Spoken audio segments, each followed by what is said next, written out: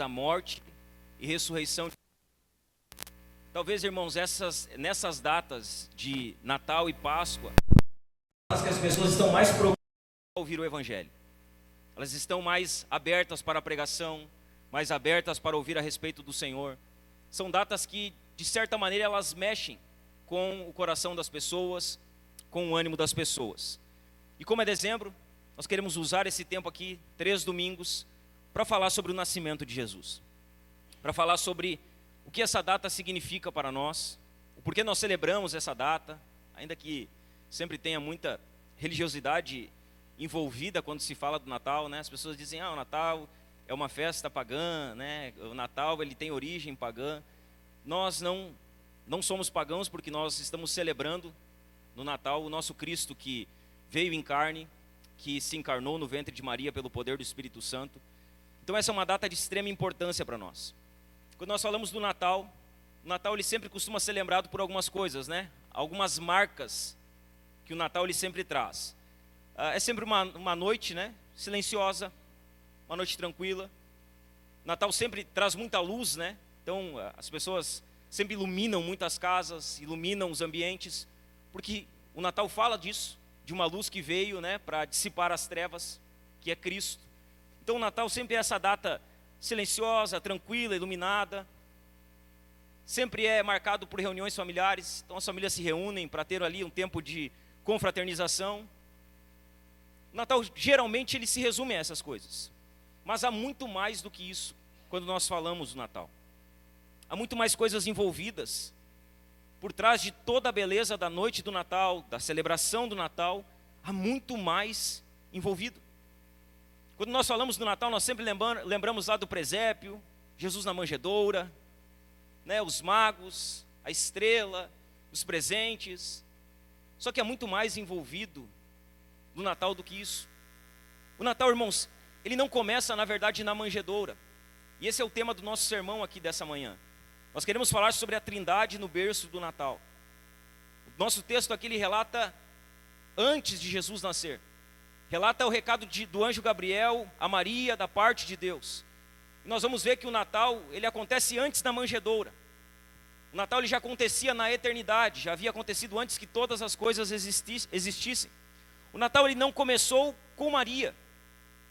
A fonte do Natal, como nós vamos ver aqui nessa manhã, é o próprio Deus. O Natal não é apenas o nascimento de um menino, como algumas pessoas celebram. O Natal, meus irmãos, é a irrupção da graça trinitária na história humana. É o Deus trino, é o Deus triuno, irrompindo em graça na história da humanidade.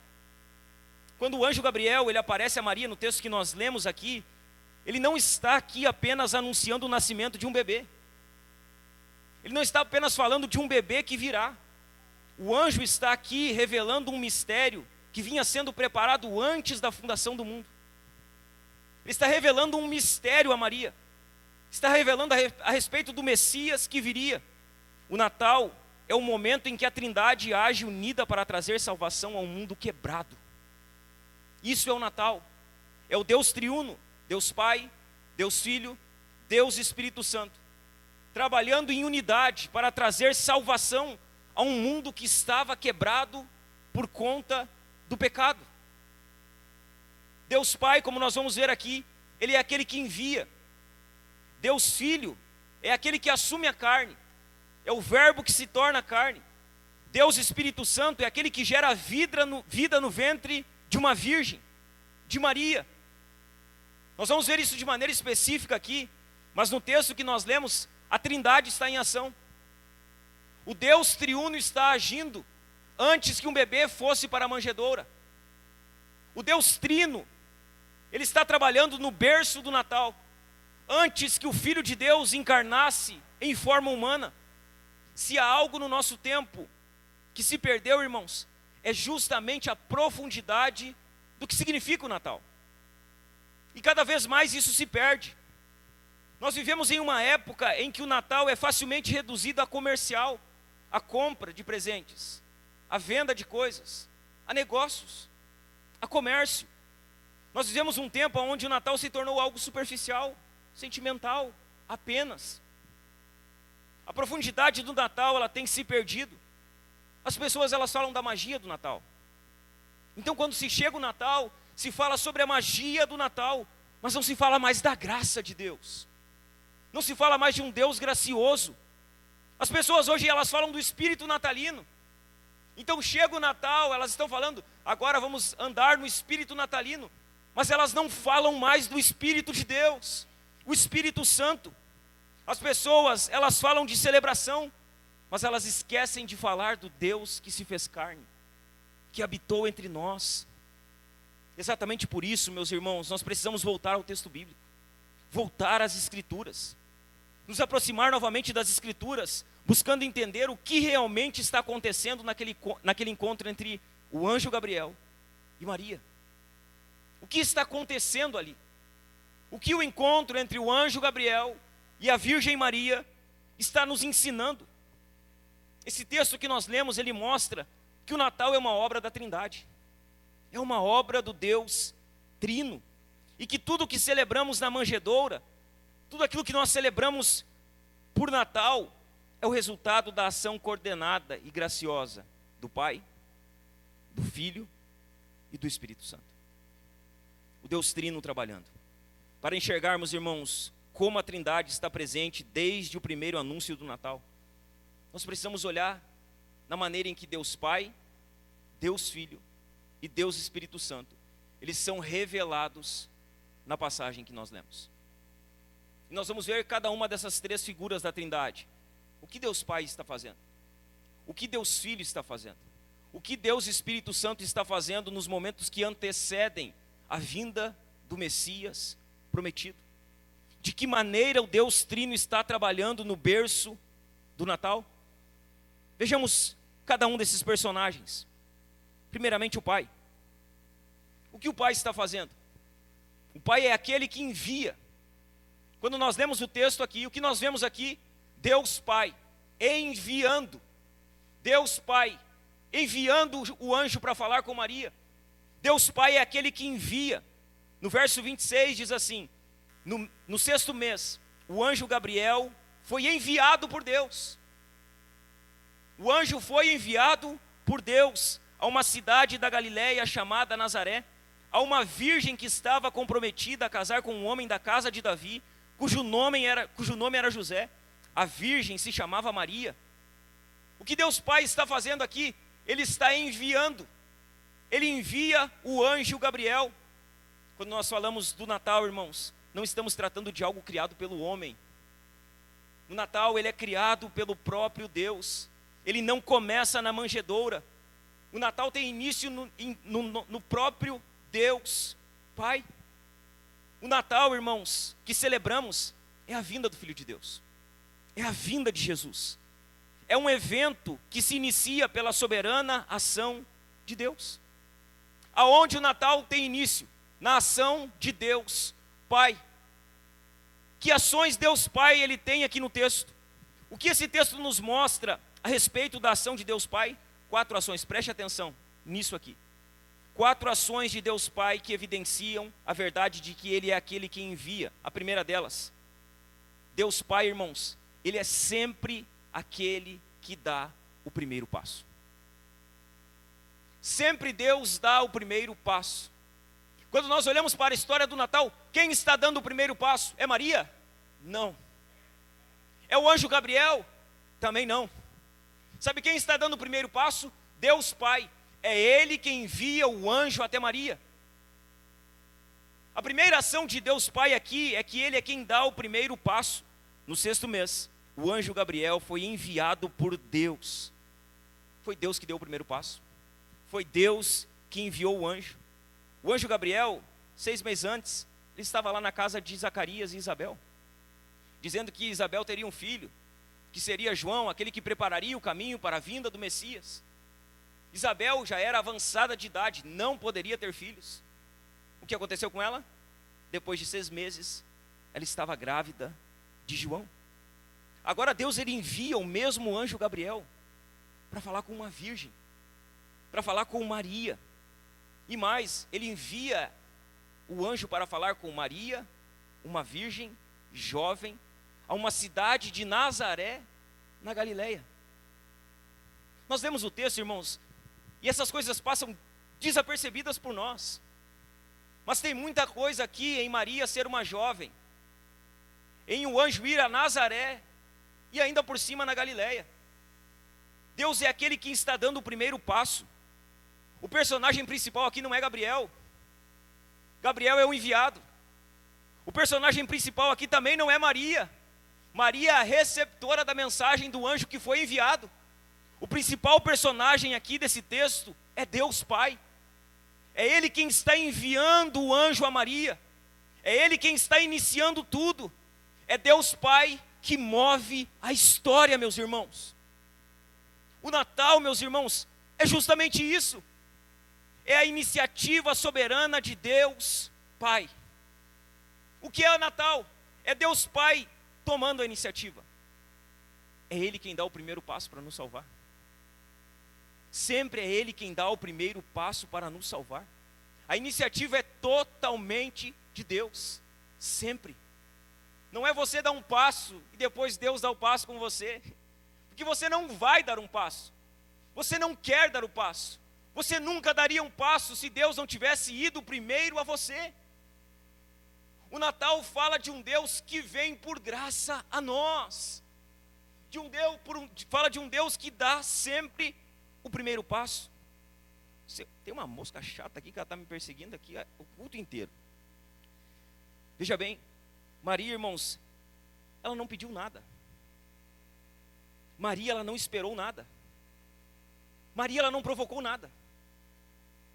Quando nós olhamos para Deus enviando o anjo, nós vemos uma Maria que ela não fez nada.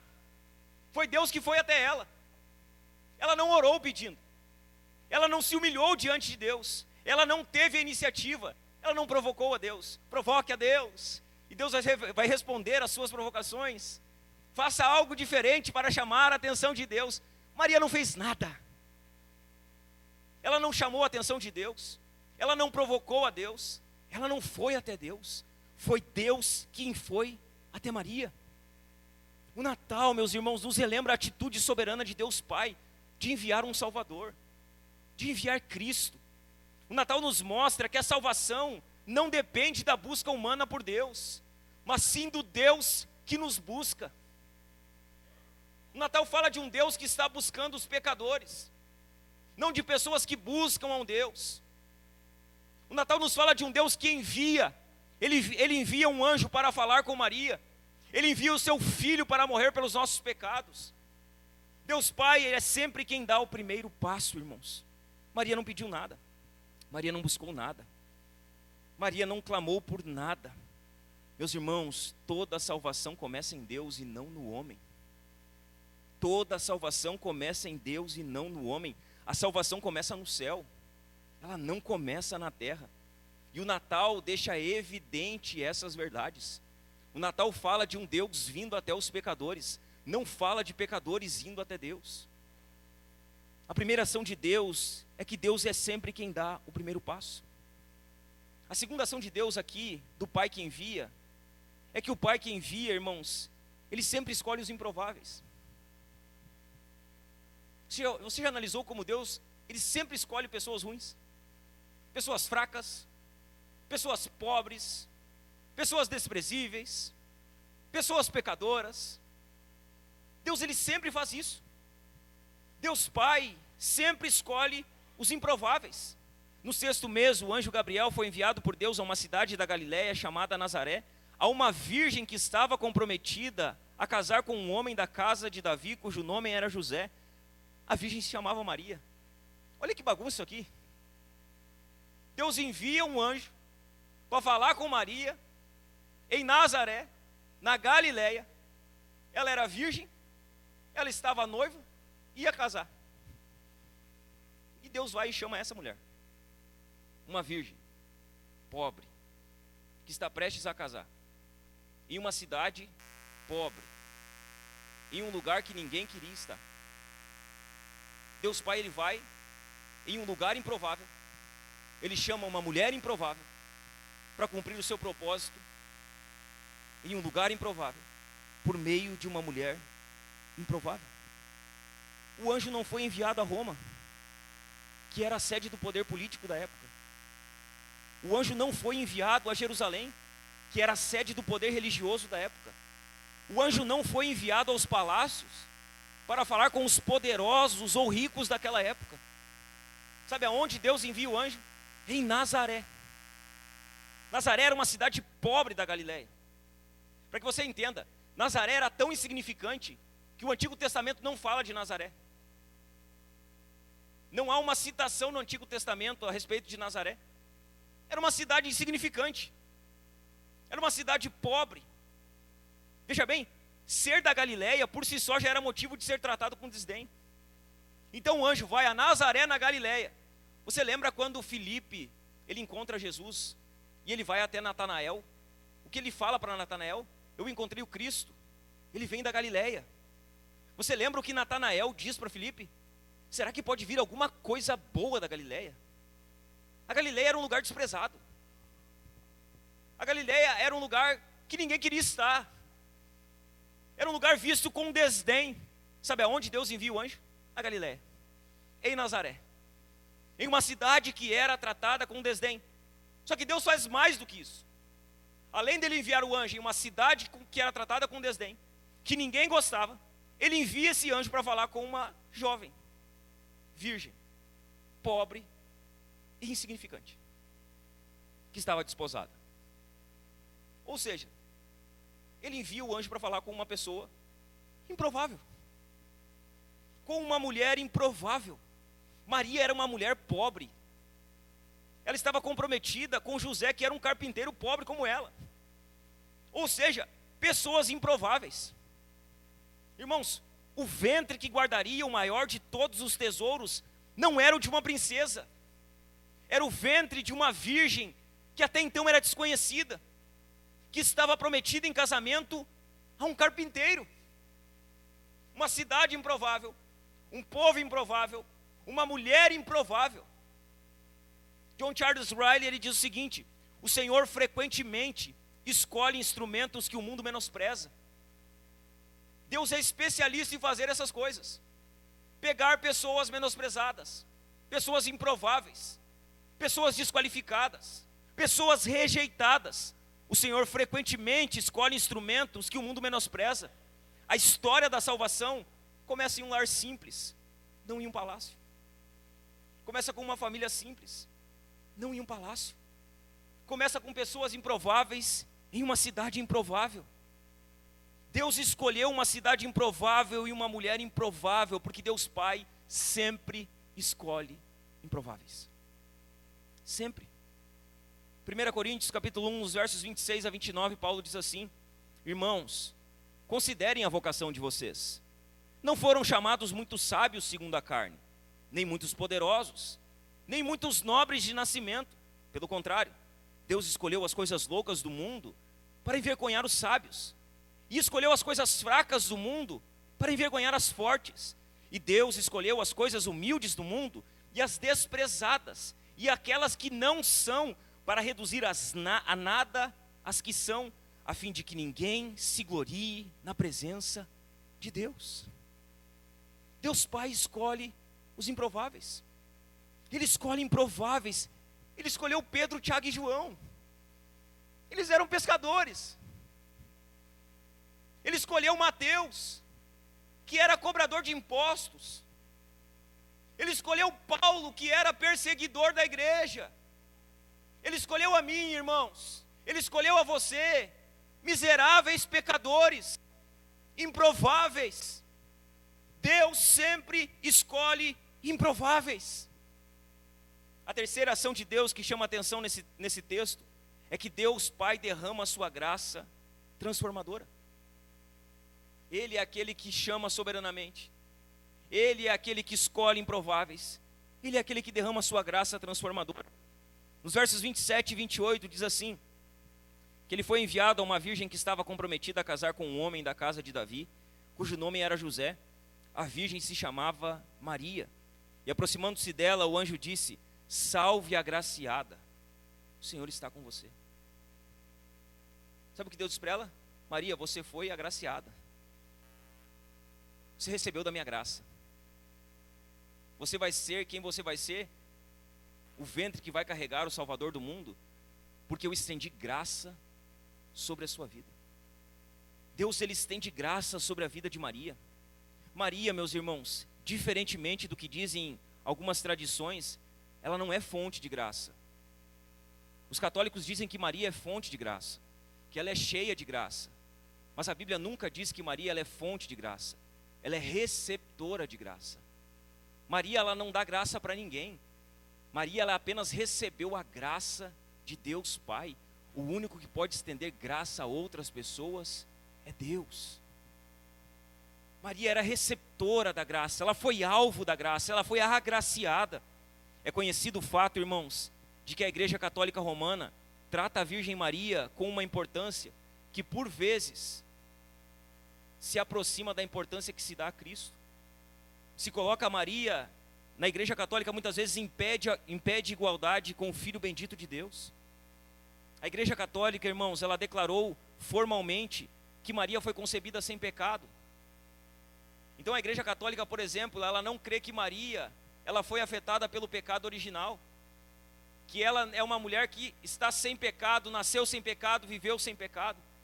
Só que quando nós lemos a Bíblia diz que todos pecaram, inclusive Maria. Ela também precisava da graça. A Igreja Católica transformou Maria em alguém que foi concebida sem pecado. Ela é tida entre os católicos como alguém que merece ser adorada, e a quem se deve orar como se fosse mediadora entre Deus e os homens. É assim que Maria é visto pela tradição católica, como alguém digna de adoração, de veneração, como alguém que tem a capacidade de intermediar entre os homens e Deus. Veja bem, nós não queremos, irmãos, esvaziar a importância de Maria. Maria é a mulher mais importante que já existiu nesse mundo. Ela carregou o Filho de Deus no seu próprio ventre, mas ela não é mediadora entre Deus e os homens, porque só há um mediador entre Deus e os homens, que é Jesus Cristo. Ela não pode ser adorada e venerada, porque somente a Deus nós devemos adorar. Ela é uma mulher que tem o seu lugar, ela é importantíssima, a mulher mais importante de toda a história, mas ela não é mediadora, ela não deve ser adorada. É bom lembrar, irmãos, que essas posições elas não encontram a mínima sustentação nas Escrituras. Nem os versículos que estão agora diante de nós, e nem em qualquer outra parte da palavra de Deus. Quando o anjo Gabriel ele vai até Maria, ele vai dizendo para ela que ela é agraciada, que sobre ela repousa a graça de Deus, que Deus estendeu graça sobre ela. Deus Pai derramou sobre ela a sua graça soberana. Graça essa que escolhe, capacita, conforta e transforma. A graça de Deus, irmãos, alcançou Maria, transformou a vida de Maria naquele momento, transformou o futuro de Maria.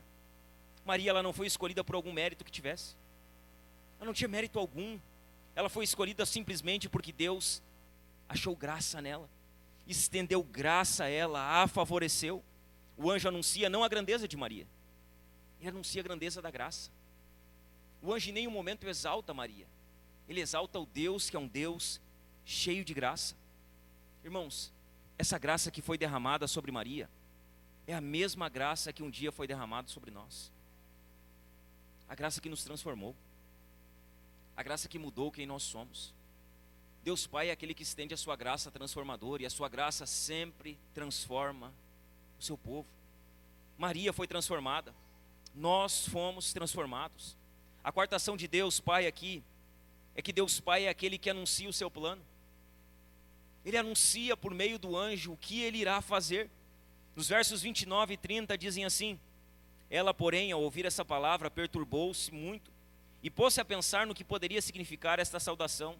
Mas o anjo lhe disse: não tenha medo, Maria, porque você foi abençoada por Deus. Você ficará grávida e dará à luz um filho, a quem chamará pelo nome de Jesus. Quando o anjo vai a Maria, ele vai levando uma mensagem. Ele diz: olha, a missão de Deus é essa. Você vai ficar grávida, você vai gerar um filho, e o nome desse filho será Jesus. Ou seja, Deus salva, Yeshua.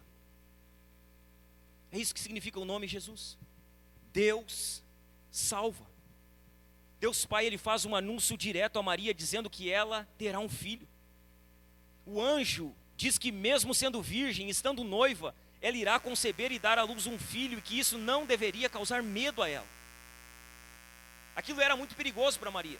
Imagina, ela está desposada para casar, e ela aparece grávida. Ela poderia ser repudiada pelo seu marido. Ela poderia viver a sua vida inteiramente na solidão pelos próximos anos. Mas mesmo assim ela não recua. Mesmo assim ela obedece a Deus Pai. O filho de Maria deveria se chamar Jesus, ou seja, o Senhor salva. O filho que nasceria de Maria era o Messias prometido na antiga aliança. Aquele que Gênesis fala, que pisaria a cabeça da serpente, a semente da mulher. É esse que o anjo está dizendo que Maria vai gerar. O Salvador do mundo. Aquele que outrora foi anunciado na queda de Adão e Eva no jardim, agora ele estava prestes a se concretizar dentro do ventre de Maria. O descendente da mulher, o que pisaria a cabeça da serpente, ele estava prestes a nascer. Deus Pai, ele anuncia a sua missão. Ele é aquele que envia. Mas há também aqui, irmãos, a ação do Espírito Santo. Deus Pai é quem envia, mas o Espírito Santo de Deus é aquele que realiza o impossível. Quem faz tudo isso acontecer? O Espírito Santo. O Espírito Santo realiza o impossível. Nos versos 34 e 35, o texto diz assim: então Maria disse ao anjo: como será isto, se eu nunca tive relações com homem algum? O anjo respondeu: o Espírito Santo virá sobre você, e o poder do Altíssimo a envolverá com a sua sombra. Por isso também o ente santo que há de nascer será chamado Filho de Deus. Quando Deus ele faz um anúncio dizendo que Maria vai gerar um filho, esse anúncio não fica no campo da teoria. Deus ele não é um Deus teórico. Esse anúncio ele não fica em uma esfera distante da soberania. Esse anúncio, meus irmãos, ele é realizado de forma concreta pela atuação poderosa e pessoal do Espírito Santo. Sabe quem faz o anúncio se tornar realidade? O Espírito Santo. Ele faz o impossível. Ele realiza aquilo que era improvável para Maria. Ele realiza aquilo que é improvável para nós. 3 ações do Espírito Santo nos chamam a atenção aqui nesse evento. A primeira delas, o Espírito Santo realiza o impossível. Ele faz aquilo que os homens não podem fazer. Maria olha e pergunta: como que eu vou ter filho se eu não tenho marido? Eu nunca tive nenhum marido, eu não tive relações com nenhum homem. Como eu vou gerar um filho? Aos olhos de Maria, era improvável que aquilo que o anjo disse se tornasse de fato vivo e real. Ela não tinha marido, não tinha relações. Só que o anjo, irmãos, ele deixa claro que aquele milagre, que era humanamente impossível para Maria, seria realizado pelo poder do Espírito Santo. É aqui que entra a obra do Espírito Santo. É aqui, meus irmãos. O Espírito Santo é o agente do impossível. O Espírito Santo faz aquilo que os homens não podem fazer. Ele é o agente do impossível. Ele é aquele que elimina qualquer barreira natural para que o propósito eterno de Deus seja cumprido. O Salvador do mundo, meus irmãos, ele não é fruto da carne humana. Jesus não é fruto da força do homem. Ele não é fruto da relação de um homem e de uma mulher. Jesus é fruto da obra singular do Espírito Santo. Assim como era impossível que Jesus viesse ao mundo de modo natural, sem que a intervenção do Espírito Santo fosse necessária, preste atenção. Era impossível que Jesus viesse à vida sem a obra sobrenatural do Espírito Santo. É impossível que alguém se converta sem a obra sobrenatural do Espírito Santo. É impossível. Veja bem, o Espírito Santo é aquele que traz vida a um bebê no ventre de Maria. O Espírito Santo é aquele que traz vida a corações que estão mortos em seus delitos e pecados. Não há vida sem o poder do Espírito Santo. Não há salvação sem o poder do Espírito Santo. Não há transformação sem o poder do Espírito Santo agindo na vida das pessoas. Não há. Não há. É impossível que pessoas se convertam sem que o Espírito Santo trabalhe nas suas vidas. É impossível. Se você está aqui por um único motivo. Porque algum dia o Espírito Santo ele alcançou o seu coração. Não foi você. Não foi seu livre-arbítrio. Não foi o seu direito de escolha, foi o Espírito Santo. Foi Ele quem quebrantou o seu coração de pedra. A salvação dos pecadores é impossível pelos meios humanos encarnais. É impossível. Se você acha que está aqui porque você fez algo para estar aqui, você não entendeu o que Cristo fez na cruz. Você não entendeu. Você não está aqui por conta dos seus méritos, das suas obras, da sua escolha. Você só está aqui porque o Espírito Santo trouxe vida à morte espiritual na qual você se encontrava. E somente por isso, a salvação dos pecadores é impossível pelos meios humanos e carnais. Ela é obra exclusiva do Espírito Santo de Deus. Nós cremos no poder do Espírito Santo aqui, irmãos. Nós cremos na unção do Espírito Santo. Nós cremos na graça do Espírito Santo. Nós cremos que ninguém pode se converter se o Espírito Santo não trabalhar na sua vida. Nós cremos que ninguém pode se converter se o Espírito Santo não quebrantar o seu coração de pedra. Nós cremos que não há uma viva alma que entrará na eternidade sem que tenha sido alcançado pela graça regeneradora do Espírito Santo. Nenhuma. Nenhuma, meus irmãos. O Espírito Santo é quem regenera. É Ele quem regenera. Seu coração é um coração de pedra. Sabe quem transformou o seu coração de pedra em um coração de carne? O Espírito Santo. O Espírito Santo é quem regenera. É Ele quem ilumina. Foi Ele que mostrou para você que o que você fazia era pecado. Não foi você que teve essa percepção do nada. Foi Ele que iluminou o seu entendimento. Foi Ele que tirou a escama dos seus olhos. Foi Ele que quebrantou o seu coração. Foi Ele que mostrou para você que a vida que você levava era uma vida pecaminosa. É Ele quem regenera. É Ele quem ilumina. É Ele quem produz fé. É Ele. Nós não temos fé salvífica, irmãos, implícita em nós. As pessoas confundem crendice com fé. Elas acham que elas creem em Deus. Você crê em Deus? Eu creio. Que Deus? Você crê em Jesus? Eu creio. Mas que Jesus é que você crê? Qual Deus você crê? A fé salvífica ela é produzida única e exclusivamente pelo Espírito Santo. O Espírito Santo ele fez o impossível, trazendo vida ao ventre de uma mulher virgem. Ele fez o impossível. O Espírito Santo ele faz o impossível, trazendo vida espiritual a pessoas que estão mortas. Ele faz o impossível. Spurgeon diz que aonde o Espírito opera, ali Deus cria vida onde não havia possibilidade alguma. Aonde o Espírito opera, ali Deus cria vida onde não havia possibilidade alguma. Assim nasceu Cristo. Aonde não havia possibilidade alguma, pelo poder do Espírito Santo. E é também assim que nasce cada novo coração. Da mesma forma, pelo poder do Espírito Santo. O poder de Cristo, o poder que fez Cristo habitar em Maria, irmãos, é o mesmo poder que faz Cristo habitar no crente. O mesmo. O Espírito Santo é aquele que faz o que é impossível para os homens. É impossível que os homens salvem-se a si mesmos. Somente o Espírito Santo pode fazer isso. Há uma segunda ação do Espírito Santo que chama a atenção aqui no texto. O Espírito Santo envolve Maria na nuvem da presença. No verso 35 diz assim: o anjo respondeu: o Espírito Santo virá sobre você, e o poder do Altíssimo a envolverá com a sua sombra. Quando o anjo fala aqui sobre envolver com a sombra, isso aqui está remetendo para o Antigo Testamento.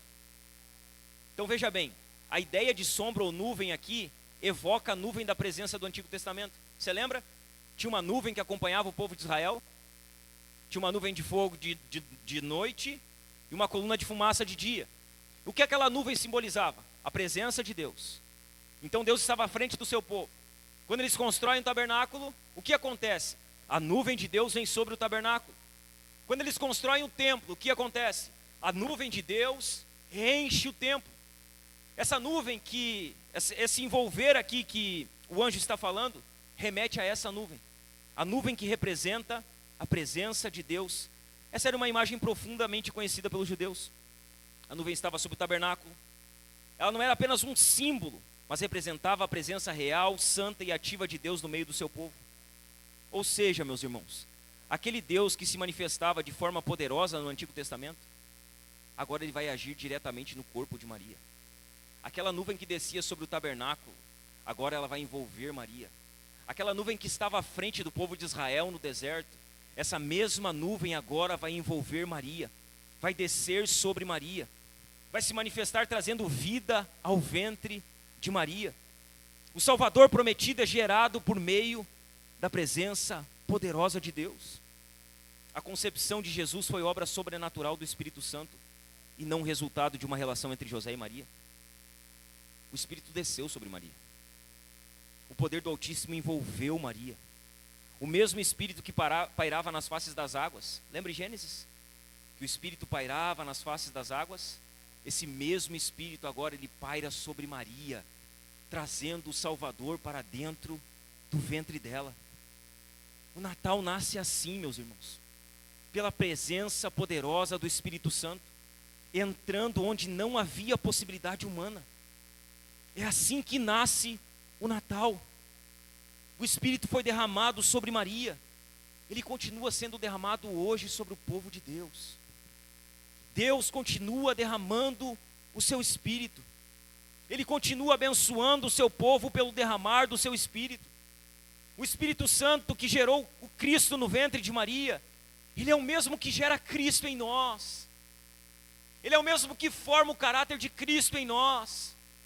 Ele é o mesmo que reflete a imagem de Cristo em nós.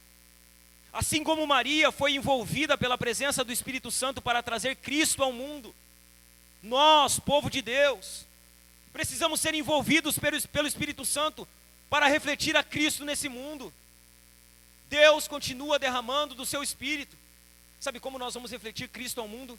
Se nós estivermos cheios do Espírito Santo. Se o Espírito Santo estiver descendo sobre nós continuamente. Se nós estivermos vivendo uma vida cheia da graça, cheia do poder, cheia da unção do Espírito Santo, nós não vamos refletir o caráter de Cristo com uma vida seca da unção do Espírito. Não vamos refletir a imagem de Cristo vivendo uma vida vazia da unção do Espírito. Nós precisamos do derramar da graça, do poder e da unção do Espírito Santo, meus irmãos. Nós precisamos dessa graça. Precisamos ser cheios. Não estou falando aqui de coisas emocionais, estou falando aqui de refletir o caráter de Cristo, a imagem de Cristo. Precisamos ser cheios do Espírito Santo, porque somente assim vamos refletir Cristo a esse mundo. Há uma terceira ação do Espírito Santo aqui.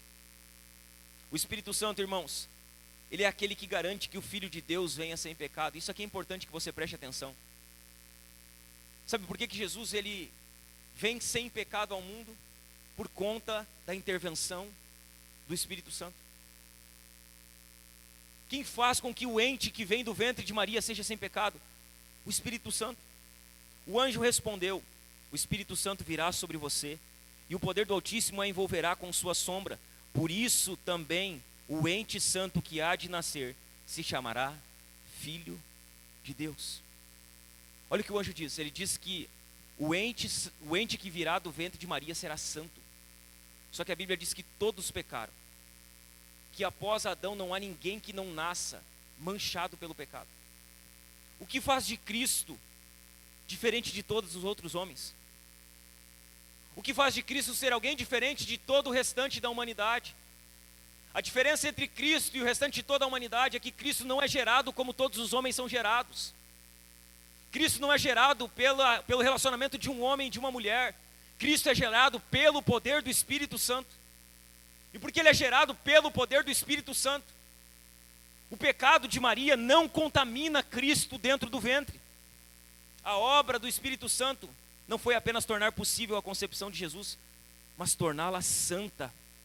Em outras palavras, meus irmãos, isso significa que de maneira sobrenatural e pela intervenção do Espírito Santo, não houve a transmissão da natureza pecaminosa de Maria para Cristo.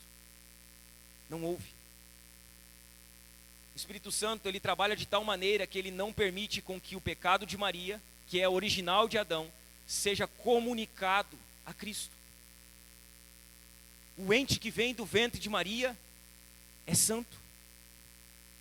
Ah, mas então Jesus não pode ser humano, pastor. Ele é plenamente humano, plenamente Deus. É o que se chama na teologia de kenosis.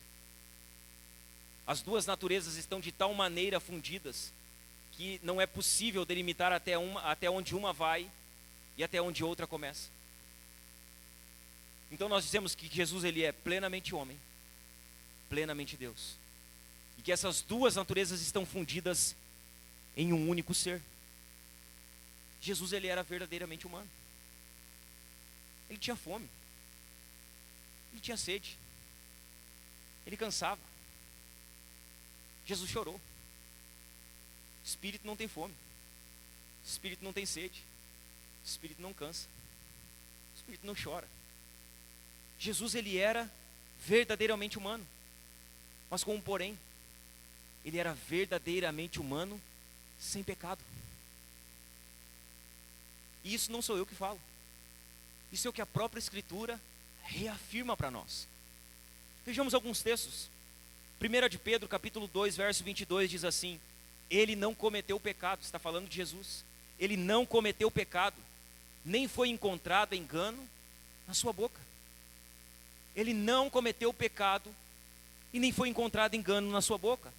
1 de João, capítulo 3, no verso 5, diz assim: e vocês sabem que ele se manifestou para tirar os pecados, e nele não existe pecado. Um terceiro texto é de Hebreus 7, 26, que diz: porque nos convinha um sumo sacerdote como este, santo, inculpável, sem mácula, separado dos pecadores, exaltado acima dos céus. Ele era humano como nós, com um porém, sem pecado algum. Cristo, meus irmãos, ele não era apenas mais um bebê que seria colocado no ventre de Maria. Ele não era apenas mais um bebê, ele era o único ser humano que entrou no mundo sem carregar a culpa, a mancha ou a deformação moral causada pelo pecado. O único. Ele foi o único que entrou no mundo sem estar manchado pela culpa, sem estar manchado pela deformação moral, sem estar manchado pela culpa do pecado. Ele entrou no mundo de maneira perfeita. Jesus ele não se torna santo quando cresce. Ele não se torna santo depois dos 33 anos. Ele é santo desde a sua concepção. O ente querido que vai nascer do ventre de Maria é santo. Ele é santo desde o seu nascimento. Ele já nasceu santo, porque o Espírito Santo operou dentro do ventre de Maria. Ele é santo e é o único ser humano a entrar no mundo sem ser contaminado pelo pecado original. O único. Todos nascem debaixo de pecado, Cristo não. Calvino ele fala sobre isso dizendo que a pureza de Cristo deriva do fato de que ele foi gerado de modo extraordinário. Ele não nasceu como todos nascem.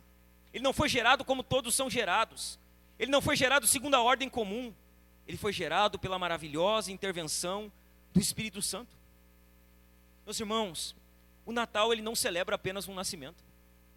O Natal celebra a entrada do santo em um mundo pecaminoso. Sabe o que é Natal? O que é o Natal? É o ente santo, que foi gerado no ventre de Maria, entrando em um mundo que está corrompido pelo pecado. Em um mundo que está afundado pelo pecado. Veja bem, meus irmãos, Jesus nasceu diferente de todos nós. Desde o ventre, ele já estava qualificado para ser o nosso Redentor. Pastor, isso aí não faz diferença alguma na sua vida. Se você não saber e não conseguir defender a sua fé a respeito da concepção de como Cristo foi gerado, rapidinho você vira católico. Rapidinho você vai crer que Maria, ela é alguém diferente de todas as outras pessoas. Rapidinho você equipara Maria a Jesus. O que eu estou falando aqui é de extrema importância para que você saiba defender a sua fé. Cristo, irmãos, ele não foi gerado como todos os homens. Ele nasceu de maneira diferente de nós. Desde o ventre, ele já estava qualificado para ser o nosso Redentor. Se Cristo tivesse qualquer pecado, ele precisaria de um Redentor.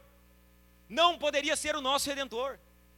Se Cristo tivesse qualquer pecado, por menor que fosse, ele precisaria de um Salvador. A humanidade, meus irmãos, do nosso Salvador é real, mas não é decaída. Jesus é homem, veja bem, à destra de Deus não está um espírito. À destra de Deus não está um anjo.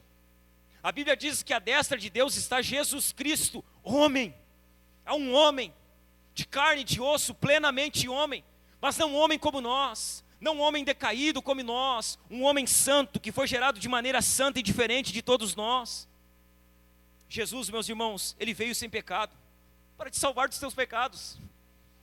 E a única maneira de eu e você sermos salvos dos nossos pecados é por alguém que não tinha pecado. Jesus vem sem pecado para nos salvar dos nossos pecados.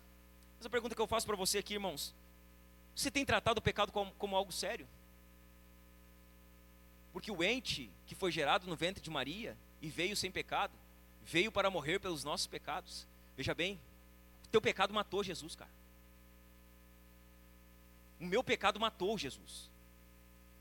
Nós estamos falando disso aqui, de alguém santo, que veio para morrer por pecadores. Nós estamos falando de um ente santo que entrou no mundo, pecaminoso, para morrer pelos nossos pecados. O pecado é coisa séria, meu irmão.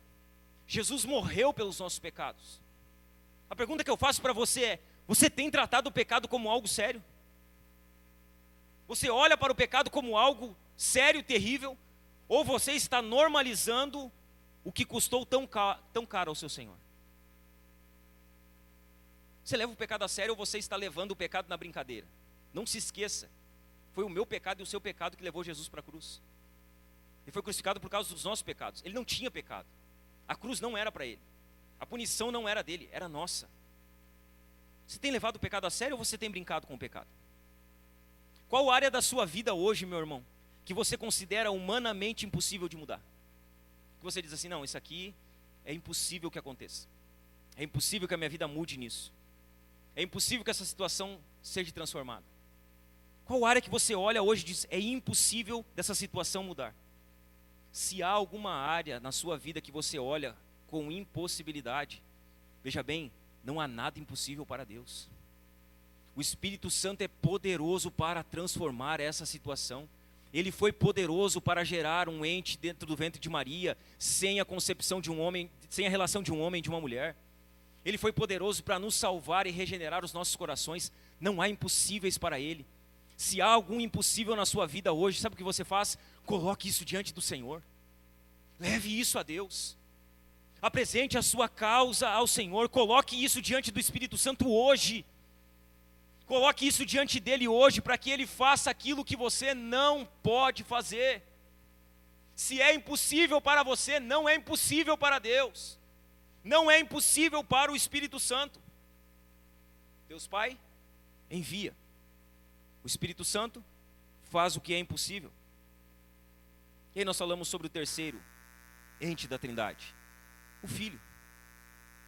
O Filho, irmãos, se fez humano por nós. O Pai enviou, o anjo trouxe a mensagem, o Espírito envolveu Maria. Mas sabe o que o Filho fez? O Filho encarnou. O Verbo se fez carne. O Verbo de Deus se fez humano por nós.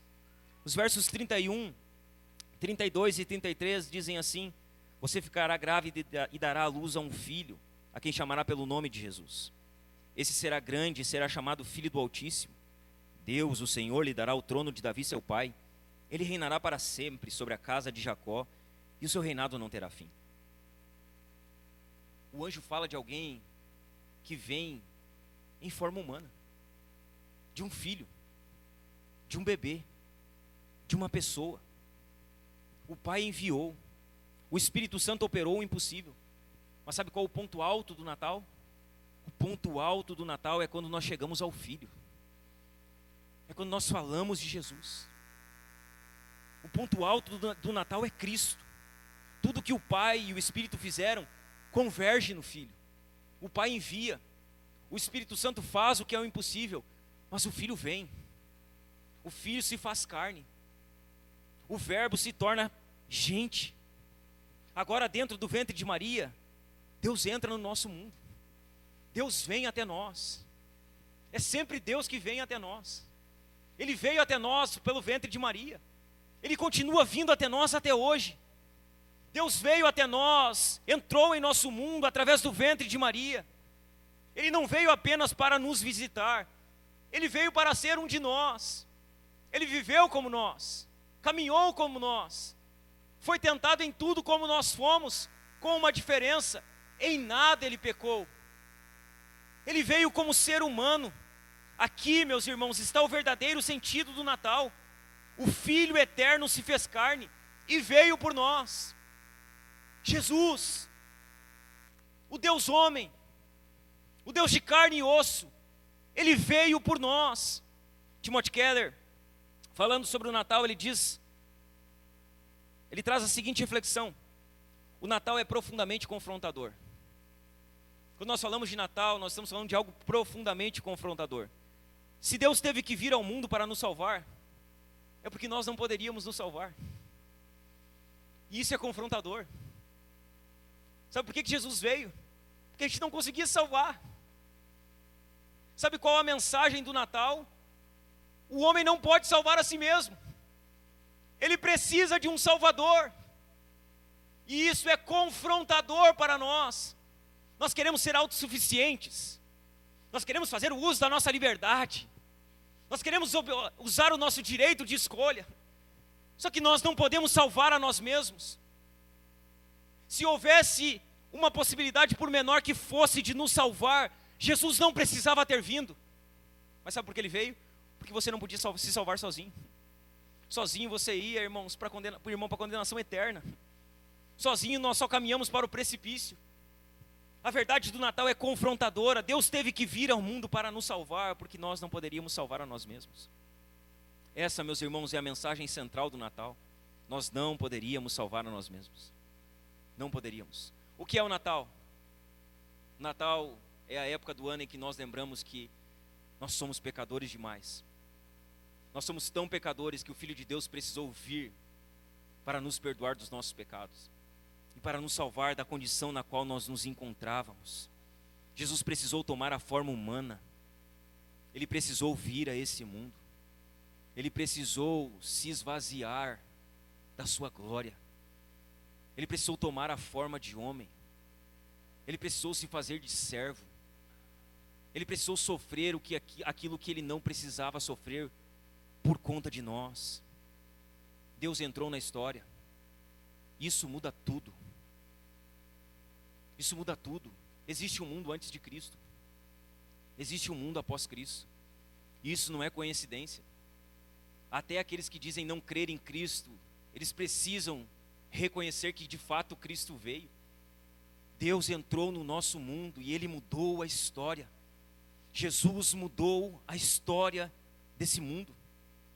Gabriel, ao falar com Maria a respeito das características do Filho de Deus, ele deixa algumas delas claras. A primeira delas, Gabriel diz que ele é incomparavelmente grande. Quem é aquele que Maria vai gerar? Ele é alguém incomparavelmente grande. No verso 32, a primeira parte diz: este será grande. Incomparavelmente grande. Esse é Jesus. Jesus é incomparavelmente grande. Ele é o próprio Deus feito em carne. Ele é a exata expressão do ser de Deus, o resplendor da sua glória. Ele é aquele em quem habitou toda a plenitude da divindade. Jesus é aquele que nasceu para ser o grande Salvador. Quando você olha para Hebreus, sabe o que Hebreus está falando? Hebreus vai falar de Jesus e exaltar ele acima de muitas coisas. Vai dizer que ele é maior que os anjos. Vai dizer que Jesus é maior do que os profetas do Antigo Testamento. Vai dizer que Jesus ele é maior do que Moisés. Vai dizer que Jesus ele é o grande sumo sacerdote. Jesus continuará a revelar a sua grandiosidade, irmão, quando ele vier como rei. A vida terrena, meus irmãos, de Cristo parecia à primeira vista desmentir essa profecia. O anjo vem e diz: ele vai ser grande. Aí ele nasce de uma família pobre. Ele é carpinteiro. A Bíblia diz que ele não tinha onde reclinar a cabeça. Ou seja, parece que o anjo está mentindo. Ele vai ser grande. E aí nós olhamos para Jesus e a sua vida terrena parece desmentir isso. Ele vem ao mundo como uma criança indefesa. Ele nasce num estábulo. Ele não nasce em um berço de ouro. A sua cama é uma manjedoura. Ele vem ao mundo sem proteção, como uma criança que está vulnerável, irmãos, indefesa. Ele cresce em um lar pobre. Ele precisava trabalhar de carpinteiro. Ele não era rico. Jesus era tão pobre que não tinha onde descansar a cabeça. Ele era rejeitado, irmãos, pela religião. Ele era caluniado pelos líderes religiosos. Ele foi abandonado pelo povo que gritava hosana na entrada de Jerusalém. Veja bem, o túmulo que ele foi sepultado não era dele, era emprestado. O anjo diz que ele é grande. Nós olhamos para a vida dele e parece que a profecia do anjo é mentira. Aquele que é chamado grande, ele sofreu a morte que estava reservada para os mais vis dos bandidos. A crucificação era algo que era reservado para os piores. Jesus é crucificado. O anjo diz que ele seria grande. A vida dele parece que desmente a profecia do anjo. Mas sabe o que nós vemos, irmãos? Que de fato ele é grande. Que de fato ele sempre foi grande. Ainda hoje, irmãos, nós sabemos de milhões de cristãos que exaltam a grandeza dele. Até os descrentes, até aqueles que dizem não crer nele, eles sugerem que não houve ninguém maior do que ele. Quando você pegar os filósofos da história, os grandes pensadores, eles não admitem Cristo como Deus, mas eles dizem, ninguém foi maior do que ele, ninguém foi mais sábio do que ele, ninguém falou tantas verdades como ele. Até os descrentes reconhecem que ninguém foi maior do que Jesus entre os filhos dos homens. As palavras de Gabriel pareciam ser mentirosas, mas elas se cumpriram literalmente. Jesus, ele é incomparavelmente grande. Uma segunda característica que o anjo traz do Filho de Deus é que ele é o Filho do Altíssimo. Este será grande, será chamado Filho do Altíssimo. Na linguagem bíblica, que filho de significa que participa da natureza de algo. Então, quando a Bíblia está dizendo que ele é Filho do Altíssimo, está dizendo, ele participa da natureza de Deus. E por consequência, ele é Deus. Ele é Filho do Altíssimo, ele participa da natureza de Deus. Ele é verdadeiramente divino. Jesus, ele é igual ao Pai em todas as coisas. Ele é eterno. Ele é pré-existente a todas as coisas. Ele é o Criador de tudo. Nada do que existe foi criado sem que fosse por meio dele. Coisas visíveis, coisas invisíveis. Veja bem, antes de Maria existir, Jesus já existia. Muito antes dela. Jesus é coigual ao Pai. Antes de Maria existir, Jesus já existia, como eterno Deus. Chamar Cristo de Filho do Altíssimo é afirmar que aquele que está no ventre de Maria é o Deus eterno, soberano sobre tudo. Para que a gente entenda o tamanho da humildade de Jesus, ele existia antes de Maria, mas ele se diminuiu de tal ponto a vir habitar dentro do ventre de Maria, que foi gerada e criada por ele. Ele é o Filho do Altíssimo. A terceira característica que o anjo traz de Jesus é que ele é o Rei eterno. Este será grande, será chamado Filho do Altíssimo. Deus, o Senhor, lhe dará o trono de Davi, seu pai. Ele reinará para sempre sobre a casa de Jacó, e o seu reinado não terá fim. Sabe quem é Jesus? Ele é o Rei eterno. O Filho de Maria não é apenas Filho do Altíssimo. Ele é o Rei cujo reinado é eterno e não terá fim. O anjo não está anunciando apenas um nascimento, está anunciando um reinado. Sabe esse bebê que você vai gerar? Ele não é apenas o Salvador do mundo. Ele não é apenas o Filho do Altíssimo. Ele é o Rei eterno. Ele vai reinar sobre todas as coisas. O anjo está anunciando o reinado de Cristo. Seu reino é eterno e não político. Jesus não é um líder político. Ele não vem reinar politicamente. O reino de Jesus, não é terreno ou político, é espiritual. É um reinado cheio de graça. É o reinado da verdade estabelecida no coração de todos aqueles que têm o Deus de Jacó como seu refúgio. Esse reino aqui é o reino de justiça, paz e alegria no Espírito Santo. A manifestação externa final desse reino será no novo céu e na nova terra, e todas as bênçãos que acompanham esse universo gloriosamente renovado. Sabe o que é lindo aqui? Não vai ter fim. O reinado de Cristo não terá fim. O reinado dos homens finda. Por isso nós não colocamos a nossa confiança em reis humanos. A nossa confiança deve estar sempre no Rei eterno, em Cristo. Os reinados humanos, hora ou outra, eles ruem, irmãos, eles caem, eles despedaçam, mas o reinado de Cristo é um reinado eterno. Diante de seu reino glorioso, os impérios deste mundo irão desmoronar-se, eles vão passar, irmãos. Veja bem, os reinos desse mundo sucumbirão diante do reinado de Cristo. Veja bem, o reinado de Nínive sucumbiu.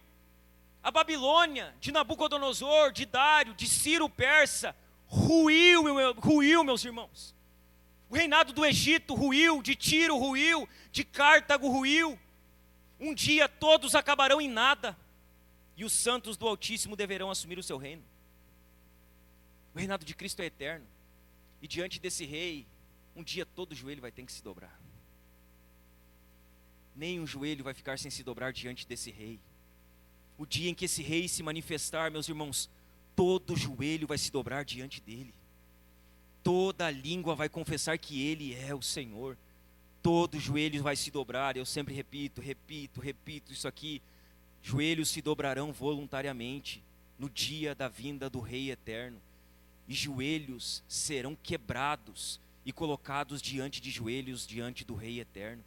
Não haverá um joelho que não se dobrará no dia da vinda de Jesus. Todo joelho se dobrará a Ele. Toda língua confessará que Ele é o Senhor. Somente o seu reino será eterno. Somente o seu domínio não passará. O bebê do presépio, irmãos, ele é o rei do universo. Ele é o Messias esperado. Ele é aquele que estabeleceu o reino eterno, justo e restaurador.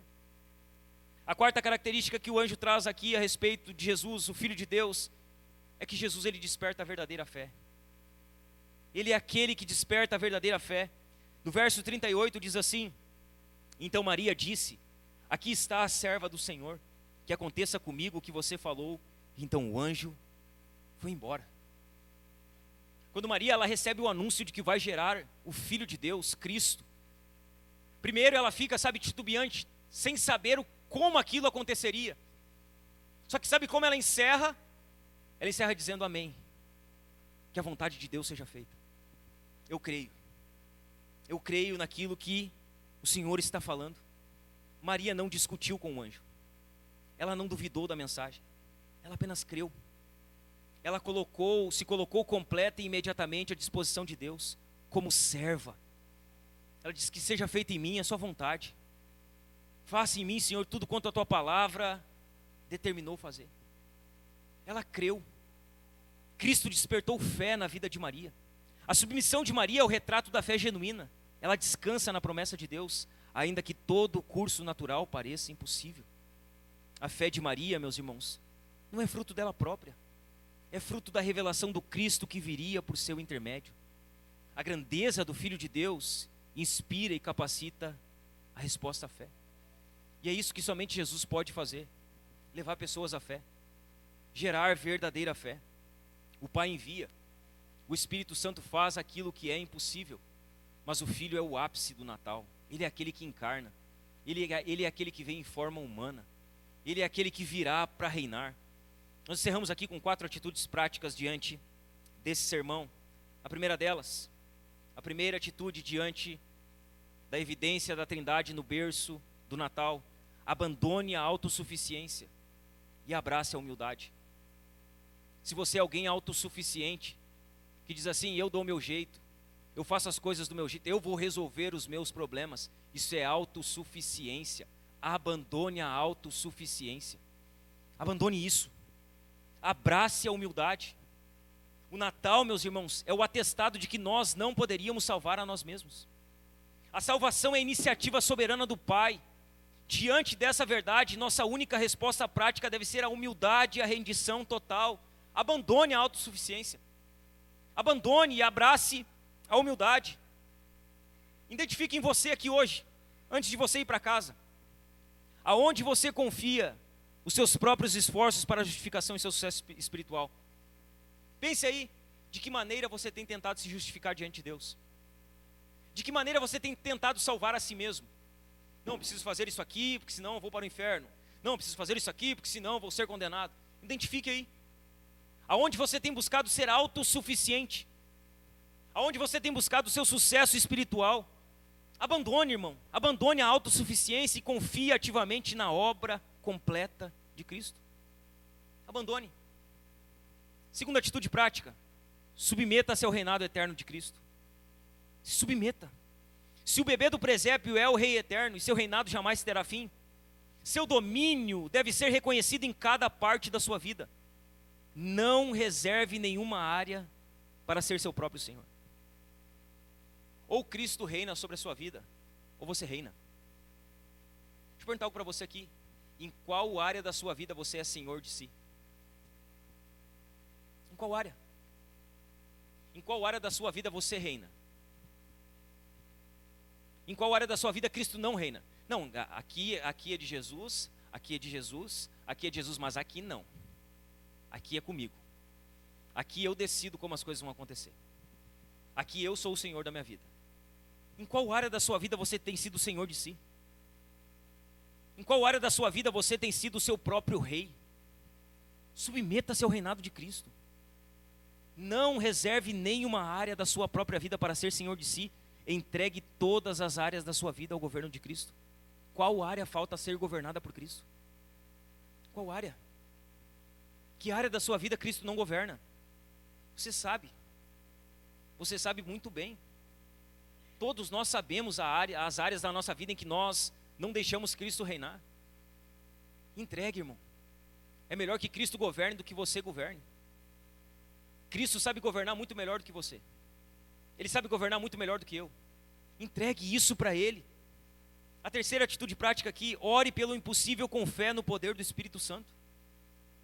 Qual o impossível que você necessita da parte de Deus? Ore por isso. Ore pelo impossível. O Espírito Santo é o agente do impossível. Ele é aquele que realiza o milagre da regeneração e da santificação onde não há força humana. Você precisa orar para que Deus faça aquilo que você não pode fazer. Você não pode ceder ao desânimo. Você não pode ficar desanimado. Ah, não estou conseguindo, não está dando certo. Meu filho não vem, minha mulher não vem, meu marido não vem, minha avó não vem. Aí você desanima. É a solução? Ou será que a solução é ir ao Senhor e dizer: Senhor, para mim é impossível, aos meus olhos é impossível, Senhor, está longe da força do meu braço, mas eu creio que para o Senhor não há impossíveis. Vá ao Senhor, irmão. Não ceda ao desânimo ou à força de vontade exaustiva diante de uma fraqueza ou luta. Comece uma prática diária de oração de fé. Peça todo dia. Ore todo dia. Clame todo dia para que o poder sobrenatural do Espírito Santo haja sobre a sua vida. Você precisa lembrar de algo aqui. Lembre disso durante essa semana. Lembre disso constantemente. O mesmo poder que gerou Cristo no ventre de uma virgem. O mesmo poder sobrenatural que faz com que um bebê seja gerado dentro do ventre de uma virgem. É o mesmo poder para gerar vida espiritual. Para gerar mudança onde há morte. É o mesmo poder que pode transformar aquilo que é impossível para você hoje em algo possível. Ore por isso. Ore pelo poder do Espírito Santo. Em quarto lugar, a quarta atitude prática: demonstre a fé obediente de Maria. Sabe o que nós vemos em Maria? Que ela possuía uma fé obediente. A fé genuína despertada pela revelação de Cristo resulta na submissão humilde de Maria. Cumpra-se em mim segundo a tua palavra. Olha que difícil dizer isso. Olha que difícil isso aqui. Nós olhamos para a palavra de Deus e a palavra de Deus diz como nós temos que viver. A maioria de nós questiona a palavra de Deus. A maioria de nós tem um porém. Ah, mas é que eu não creio bem assim. Ah, mas é que eu não acho que tem que ser desse jeito. Ah, mas é que para mim essa visão está errada. Não, irmãos, nós não questionamos a palavra. Nós obedecemos a palavra. Quando a Maria ouviu o que ouviu, sabe o que ela disse? Amém. Que se cumpra em mim o que a tua palavra está dizendo. Sabe qual é a nossa resposta para aquilo que a Escritura diz? A gente não questiona. A gente não debate. A gente não tenta ter uma interpretação própria. A gente diz amém. A Bíblia falou? Amém. Que se cumpra em mim, Senhor, a tua vontade. A Bíblia pede para que eu faça isso? Amém. Não, mas é que eu sou assim. Não, você não foi salvo para ser assim, do seu jeito. Você foi salvo para ser do jeito de Jesus. E você só vai ser do jeito de Jesus se você dizer amém para aquilo que está escrito. Fé obediente. que se cumpra em mim segundo a tua palavra. Veja bem, a fé genuína obedece. Está cheio de gente dizendo que tem fé, mas desobedece o que está escrito. Falsa fé. A fé que não obedece é uma fé falsa. A fé verdadeira obedece. Assim como Maria agiu, você deve agir.